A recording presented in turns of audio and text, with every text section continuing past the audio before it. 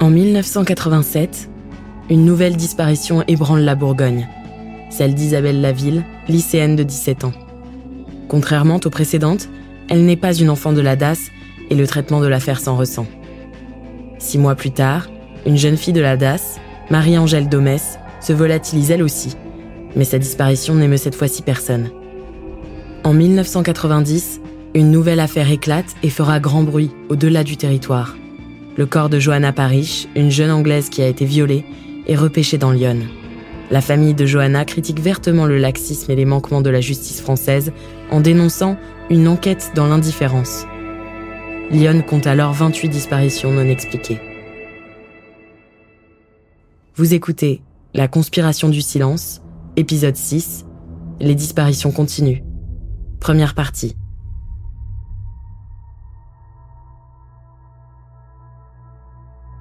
On se rend compte qu'au-delà de nos disparus des années 75 à 81, il y a 2 disparitions qui remontent. Et c'est encore des jeunes femmes fragiles. Moi, j'avoue que quand j'apprends ça, ça me tétanise. Je me dis, mais mince, Émile Louis n'est plus dans la région. Est-ce qu'il est remonté dans la région? Mais non, il est en prison. Ou est-ce qu'il n'est pas en prison? On est obligé de tout vérifier. Et on a comme ça une série de noms de jeunes femmes qui ont disparu dans la région qu'on n'a pas retrouvées. Il se passe toujours quelque chose à Auxerre. Et ce qui se passe à Auxerre, en règle générale, depuis qu'il n'y a plus la GIA véritablement en première division et puis qu'il gagne, voilà, c'est des saloperies. Ça a beaucoup impacté cette ville, hein. C'était la belle endormie, et maintenant c'est la monstrueuse endormie, quoi.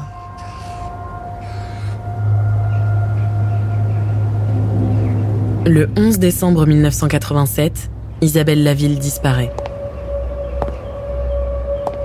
C'est une jeune femme qui rentre de son lycée et qui prend une route un peu isolée. Didier Seban, avocat. Sans trop de maison pour rentrer chez elle. Et puis on ne la retrouve plus. Elle disparaît. Les forces de l'ordre nous donnent très rapidement une photo d'Isabelle Laville où elle a les cheveux longs. Une photo d'adolescente de 16 ou 17 ans. Philippe Turu, ancien journaliste à Lyon Républicaine. Et là, on se retrouve avec une disparue lycéenne dont on a identifié la famille, dont on connaît l'identité, dont on connaît le parcours. Isabelle Laville, elle est comme nos disparus, un peu fragile, elle était un petit peu dans un autre monde. Corinne Herman, avocate spécialiste des cold cases. Elle avait 17 ans, mais elle en faisait moins.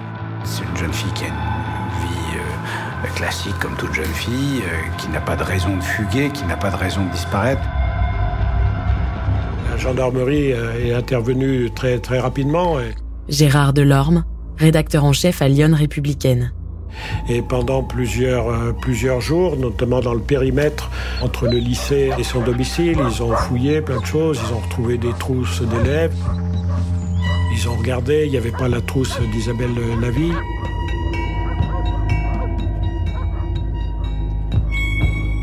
Il y a des battues, tout le monde refait la route du collège à la maison.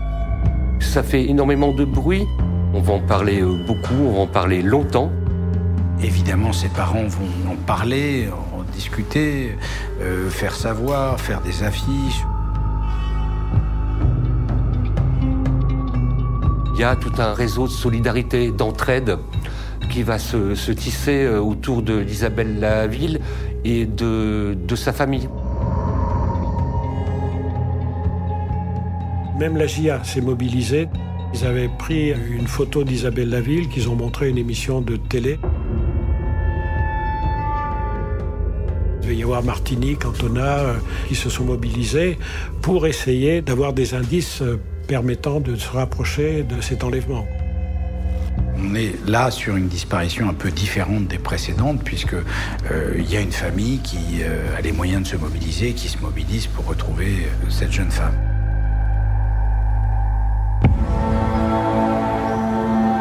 Bizarrement, le traitement va être le même que pour les autres. Je me souviens du procureur Reed, qui était un homme assez droit, assez rigide, plutôt froid. Isabelle Rose, journaliste à France Bleu Auxerre. Effacé dans sa position de procureur un peu distant. Au bout d'un mois, le procureur Reed va classer le dossier.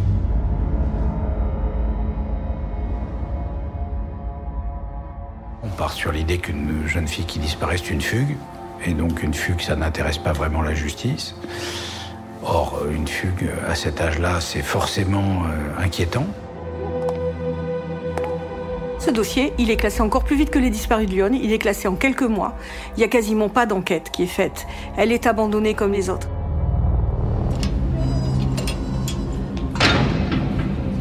Le vendredi 8 juillet 1988, Thierry Fournet, journaliste. Une autre jeune fille, Marie-Angèle Domès, sort de son foyer pour aller prendre le train à la gare d'Auxerre et se rendre chez sa nourrice.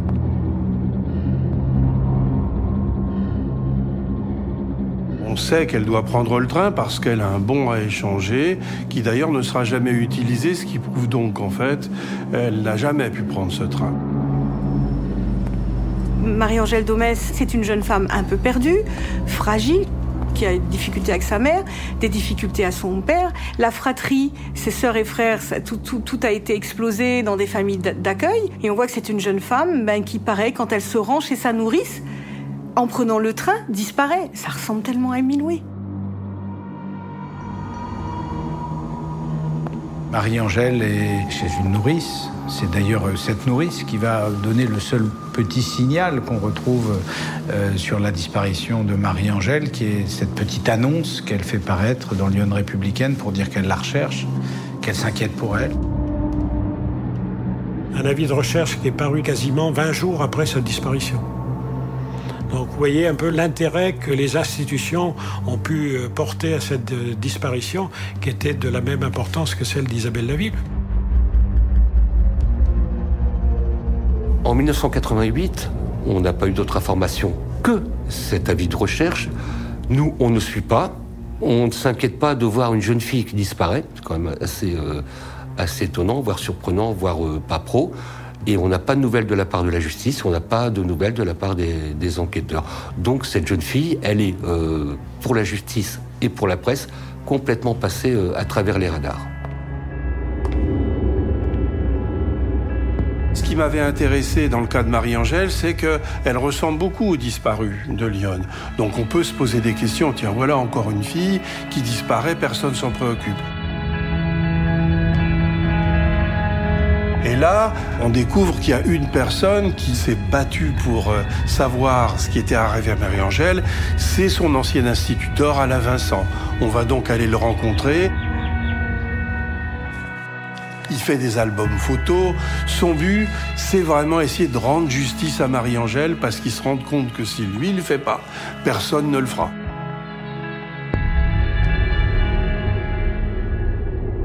Son ancien instituteur l'a décrit comme une enfant attachante, mais naïve et crédule, et faisant presque trop confiance aux autres.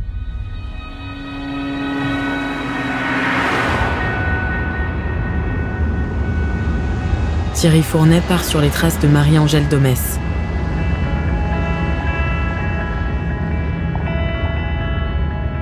Le père de Marie-Angèle habite à Vallon, il vit tout seul, c'est un type un peu revêche, pas facile d'accès, et effectivement, nous on a envie d'aller le rencontrer pour savoir ce qu'il pense de tout ça. Il n'a pas trop envie de recevoir une équipe de télévision. Malgré tout, il nous reçoit. Le père de Marie-Angèle remarque qu'il n'y a quasiment pas eu d'enquête sur la disparition de sa fille. Selon lui, l'enquête aurait été bien plus approfondie s'il s'agissait d'une enfant issue de famille aisée. Il n'a d'ailleurs jamais été contacté par la DAS.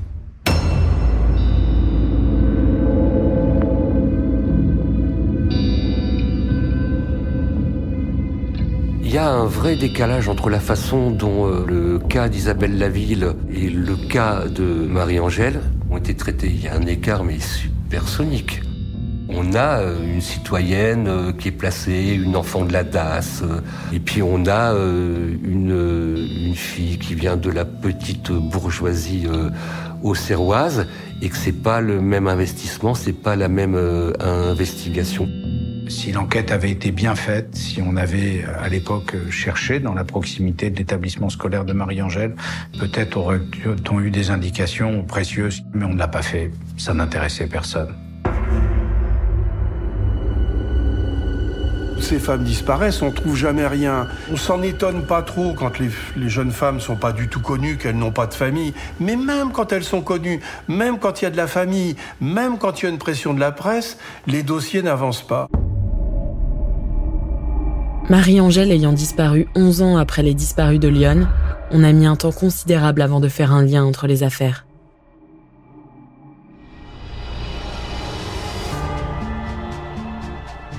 Vous venez d'écouter La conspiration du silence. Si vous avez aimé ce podcast, vous pouvez vous abonner sur votre plateforme de podcast préférée et suivre Initial Studio sur les réseaux sociaux. La conspiration du silence est un podcast coproduit par Initial Studio et Amda Productions, adapté de la série documentaire éponyme, coproduite par Amda Productions et France Télévisions. Cet épisode a été écrit et réalisé par Vincent Hérissé et Thierry Fournet. Production exécutive du podcast, Initial Studio. Production éditoriale, Sarah Koskiewicz et Astrid Verdun, assistée de Cypriane Ligère. Montage, Johanna Lalonde, avec la voix d'Alix Martineau.